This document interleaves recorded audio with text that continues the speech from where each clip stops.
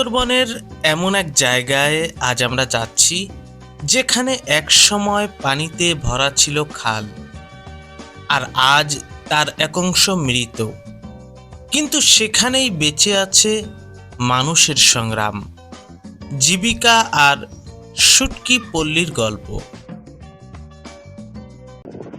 আজ সুন্দরবন ভ্রমণের দ্বিতীয় পর্বে আমরা যাচ্ছি আলোর কোল থেকে বোয়ালিয়ার ছোট্ট খাল, তারপর নামবো চরে যেখানে রয়েছে বিখ্যাত শুটকি পল্লী।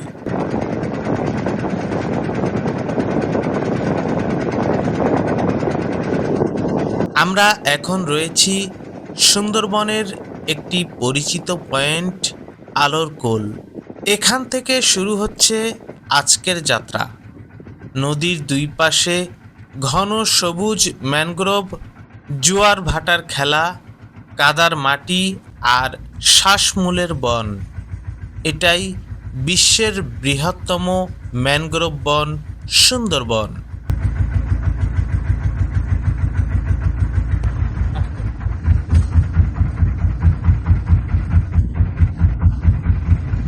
এই বনের প্রতিটি খাল, প্রতিটি বাঁক লুকিয়ে রয়েছে এক একটা গল্প।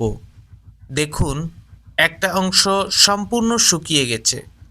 যেখানে একসময় নৌকা চলতো, এখন সেখানে জমে আছে কাদা আর ঘাস।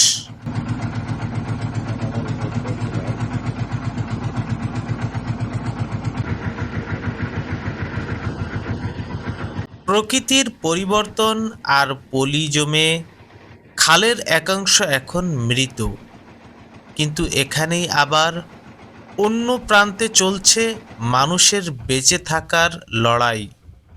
আমরা এখন নামছি চরে। এই জায়গাটা স্থানীয়ভাবে পরিচিত শুটকি পল্লী নামে। এখানেই নদী থেকে উঠে আসে মাছ, আর সেখান থেকেই শুরু হয় শুটকি তৈরির দীর্ঘ প্রক্রিয়া। ভোরবেলা নদীতে যায় জেলেরা, স্রোতের সাথে লড়াই করে তারা ধরে নিয়ে আসে মাছ, চিংড়ি, লইটা, ছোট্ট সামুদ্রিক মাছ।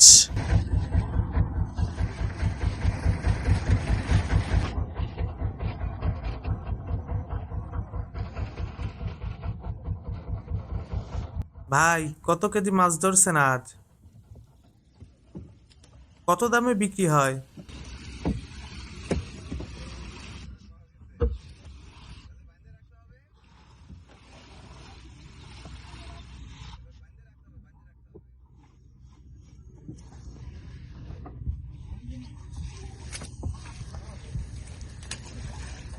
এই চরে প্রতিদিন তৈরি হয় ছোট্ট একটি বাজার।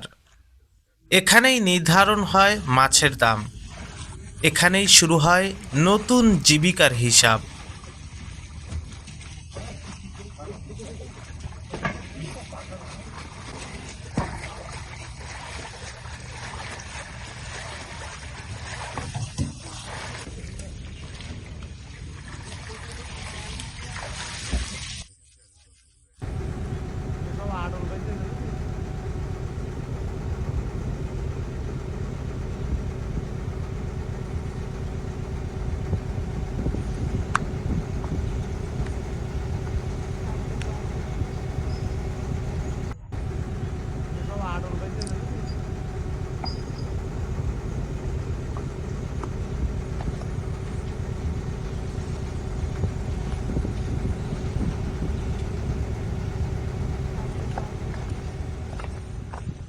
প্রথমে মাছ কেটে পরিষ্কার করা হয়, তারপর লবণ দিয়ে কয়েক ঘন্টা রাখা হয়।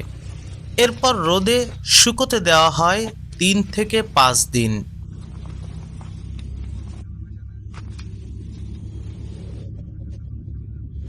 এই শুটকি পরে চলে যায় দেশের বিভিন্ন বাজারে।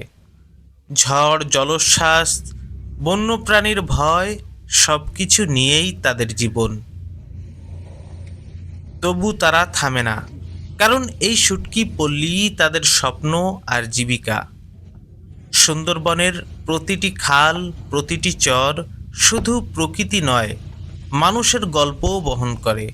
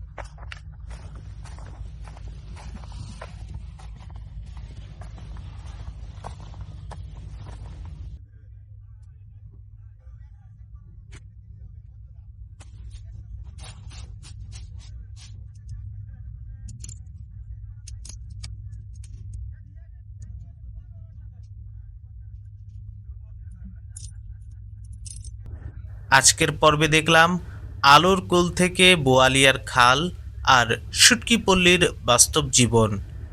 ভিডিও ভালো লাগলে লাইক, কমেন্ট ও শেয়ার করুন। পরবর্তী পর্বে আমরা যাব আরও গভীরে। সঙ্গে থাকুন।